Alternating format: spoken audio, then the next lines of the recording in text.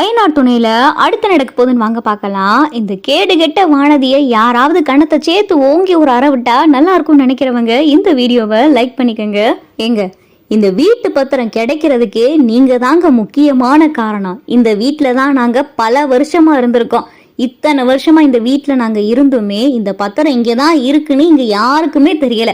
அன்னைக்கு நைட்டு நீங்க கூப்பிட்டதுனால மட்டும்தான் நான் இங்க வந்து பத்திரத்தையே தேடினேன். நீங்க மட்டும் அன்னைக்கு நீ கூட்டிட்டு வரலனா இந்த பத்திரம் இந்த வீட்டுக்குள்ள இருந்துமே அந்த பெரியப்பாவும் அத்தையும் கோர்ட்டுல கேஸ போட்டு வீட்டுக்கு சீலை வச்சு நம்மள நடுத்தெருல நிப்பாட்டி இருப்பாங்க. இதெல்லாம் நடக்காம இருந்ததுக்கு காரணம் நீங்க தானுங்க. உங்களால தாங்க இந்த வீட்டு பத்திரமே எங்க கைக்கு வந்துச்சு. அப்புறம் உங்களுக்காக இந்த வீட்டை அடமானம் வச்சு பணம் பெறட்டுறதுல என்னங்க பிரச்சனை அப்படின்னு சொல்லி சோழன் ஒரு பக்கம் சொல்ல, அப்பதான் நடேசன், இங்க பாருமா, இந்த வீடு வீடா இருக்குன்னா அதுக்கு முக்கிய காரணம் நீ மட்டும்தான். நீ வந்ததுக்கு அப்புறமா தான் நாங்க எல்லாரும் இந்த அளவுக்கு ஒத்துமையா இருக்கோம். நீ வர்றதுக்கு முன்னாடி இந்த வீடு என்ன லட்சணத்துல இருந்துச்சுன்னு நான் சொல்லி உனக்கு தெரிய வேண்டிய அவசியம் கிடையாது. இந்த வீட்டை வச்சு உனக்கு பணம் கொடுக்கறதுல எனக்கு மனப்பூர்வமான சம்மதம். நான் இப்போ கூட ஒரு ஃபினான்சியரை பார்த்து உனக்கு வேணும்னா சொல்லு, இந்த வீட்டு பத்திரத்தை எடுத்துட்டு போய் இப்பயே பணத்தை ஏற்பாடு பண்ணி தரேன். எம்பிட்டு பணம் வேணும் அப்படின்னு சொல்லி நடேசன் கேட்கவும், 5 லட்சம் ரூபா வேணும் அப்படின்னு சொல்லி நிலா சொல்லவும், 5 லட்சம் தானே, இதுக்கு எதுக்கு போட்டு இம்பிட்டு குழப்பிக்கிட்டு கிடக்க, என்ன 50 லட்சம் 60 லட்சமா கிட்டாக, 5 லட்சம் தானே விடு, அதெல்லாம் அசால்ட்டா பரட்டிடலாம் அப்படின்னு சொல்லிட்டு நடேசனும் ரொம்ப பக்க பலமா பேசுறாரு. அப்பதான் அந்த கேடுகட்ட வானதி வீட்டுக்கு வருது. வானதியை பார்த்ததும் பாண்டி மனசு பார்த்தா அப்படியே குளிர்ந்து போயிருது. ஏதோ ரொம்ப வருஷம் கழிச்சு பார்த்த மாதிரி வானதி வானதி அப்படின்னு சொல்லிட்டு பாண்டி அறக்க பறக்க பார்க்க, வானதி முகம் பார்த்தா மூஞ்சியை தூக்கி வச்சுக்கிட்டு, என்ன பாண்டி எப்படி இருக்கு அப்படின்னு சொல்லி ஜாட மாடைய வானதி பேச, இவங்கெல்லாம் பேசுறதே தூரத்துல இருந்து பார்த்து ஒட்டு கேட்டுட்டு தான் வானதி வந்திருக்கு.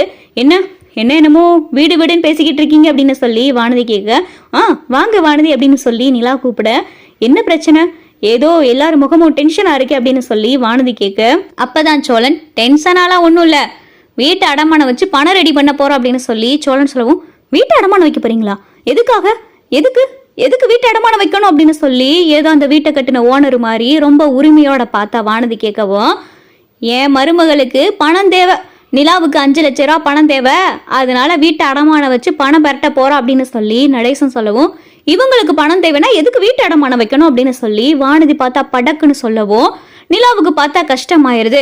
பாண்டி அப்படின்னு சொல்லிட்டு சோழன் பார்த்தா பாண்டி அழுத்தம் திருத்தமா சொல்லவும், என்ன பாண்டி, எதுக்காக முதல்ல இவங்களுக்காக வீட்டு அடமானம் வச்சு பணத்தை ரெடி பண்ணணும், என்ன இவங்க வீட்டுக்கு நீ இவங்க என்ன இந்த வீட்டு மருமகளா, இவங்க இந்த வீட்டு மருமகளே கிடையாது, அதுக்கப்புறம் எதுக்காக இவங்களுக்கு பணம் ரெடி பண்ணணும், இல்ல என்னதான் நினைச்சுக்கிட்டு இருக்கீங்க நீங்க, என்ன இவங்க சொல்லிதான் பாண்டி அன்னைக்கு பொண்ணு பார்க்க வராம இருந்தானா, சொல்லு பாண்டி, இப்படிலாம் நடக்கிறத பார்த்தா எனக்கு என்னமோ இவங்க மேலதான் சந்தேகமா இருக்கு அப்படின்னு சொல்லிட்டு வானதி பார்த்தா சம்பந்தமே இல்லாம பேசவும், வானதி எதை போய் எதோடு சேர்த்து வச்சு பேசுற அப்படின்னு சொல்லிட்டு பாண்டி சொல்லவும், சொல்லு பாண்டி, எனக்கு என்னமோ நீ நடந்துக்கிறத பார்த்தா இவங்க தான் உனக்கு தூபம் போட்டு விடுறாங்க போலே அப்படின்னு சொல்லிட்டு வானதி சொல்லவும், ஐயோ வானதி, நாளா எதுவும் சொல்லல அப்படின்னு சொல்லி நிலா சொல்லவும், போதுங்க சும்மா நிறுத்துங்க, அப்படியே அப்பாவி மாதிரி முகத்தை வச்சுக்கிட்டு ஏதோ ஒண்ணுமே தெரியாத மாதிரி அப்படி நடிக்கிறீங்களே, நீங்க தானே பாண்டிக்கு சொல்லியிருப்பீங்க, பாண்டி நீ இன்னும் லைஃப்ல செட்டிலே ஆகல பாண்டி, இந்த வானதி வேற இப்படி உங்ககிட்ட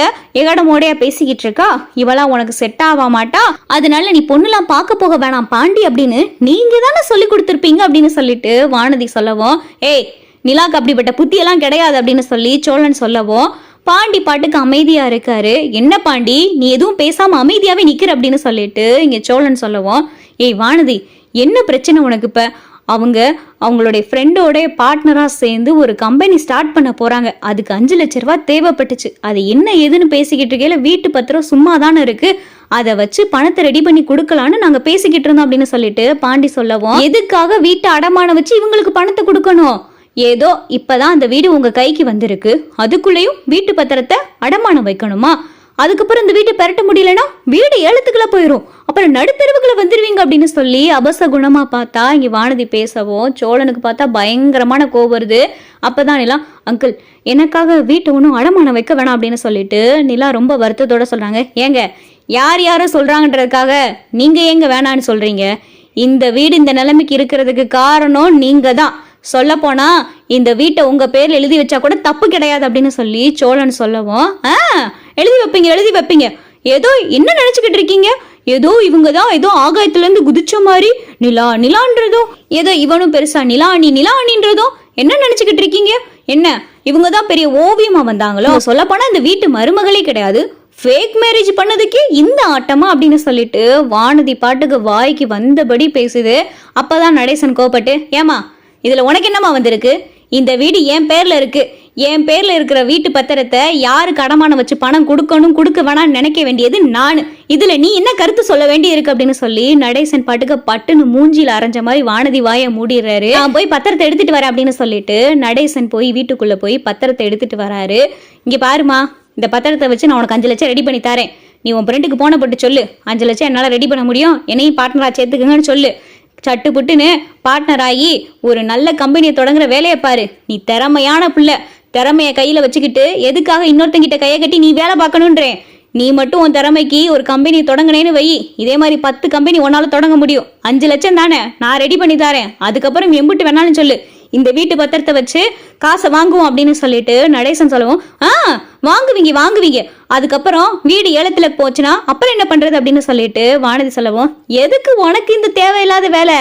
நாங்க என்னமோ எங்க வீட்டை பத்தி பேசிக்கிட்டு இருக்கோம், உனக்கு இந்த வீட்டுக்கு தான் சம்மந்தமே இல்லையா அப்படின்னு சொல்லி நடேசன் சொல்லவும், என்னது சம்மந்தமே இல்லையா? நான் இந்த வீட்டுக்கு வாழ வர போறவ அப்படின்னு சொல்லி வானதி சொல்லவும், ஆமா நீ வாழ வர போறதா, நீங்க வாழ வரையில பாத்துக்கலாம் அப்படின்னு சொல்லி நடேசன் இழுக்கவும், என்ன பாண்டி இவர் இப்படி பேசிக்கிட்டு இருக்காரு, இவரை பேச விட்டு வேடிக்கை பாக்குற, அப்ப என்னைய பொண்ணு பார்க்க வர விடாம தடுத்துனது குடும்பம் எல்லாமே சேர்ந்துதானா? அப்ப இந்த வீட்டுக்கு நான் வாழ வர போற மாதிரி தெரியலையே, என்னை இப்படியே நீ கை கழுவ போற மாதிரில தெரியுது அப்படின்னு சொல்லி வானதி பார்த்தா அது பாட்டுக்கு பேசவும், பாண்டி பயங்கரமான டென்ஷனோட வானதியை பார்த்துக்கிட்டு இருக்காரு. சரி வாமா நிலா, நீயும் கூட வரியா அப்படின்னு சொல்லிட்டு நடேசன் நிலாவை கூப்பிடவும், சரி அங்கிள் இருங்க நான் வரேன் அப்படின்னு சொல்லிட்டு நிலா போய் ட்ரெஸ் எல்லாம் மாத்திட்டு வராங்க. வானதி பாட்டுக்கு பயங்கர கடுப்புல நிக்குது. வாங்க அங்கிள் போலாம் அப்படின்னு சொல்லி நிலாவும் நடேசனும் பத்திரத்தை எடுத்துட்டு கிளம்ப, ஒரு நிமிஷம் இருங்க, இங்க இந்த பத்திரத்தை காட்டுங்க அப்படின்னு சொல்லிட்டு வானதி பாட்டுக்கு பத்திரத்தை வாங்கி பாக்குறேன்னு சொல்லி வாங்கி பார்க்க, ஏய் எதுக்கு இந்த தேவையில்லாத வேலை, பத்திரத்தை கூட அப்படின்னு சொல்லி பாண்டி சொல்ல, இரு பாண்டி, இந்த பத்திரத்தை நான் பாக்குறேன்னு தானே சொன்னேன், என்ன என் வாய்க்குள்ள போட்டு முழுங்கிரவா போறேன்? அன்னைக்கு நீ பத்திரம் கிடைச்சிருச்சுன்னு சொன்னேன், அன்னைக்கே எனக்கு இந்த பத்திரத்தை பார்க்கணும்னு தோணுச்சு, அதான் இப்ப கேட்டேன் அப்படின்னு சொல்லிட்டு வானதி பாட்டுக்கு பத்திரத்தை வாங்கி பாக்குறேன்னு சொல்லி நடேசன் கையில இருந்து டக்குன்னு வாங்க, பத்திரம் பார்த்தா கிழிஞ்சே போயிருது.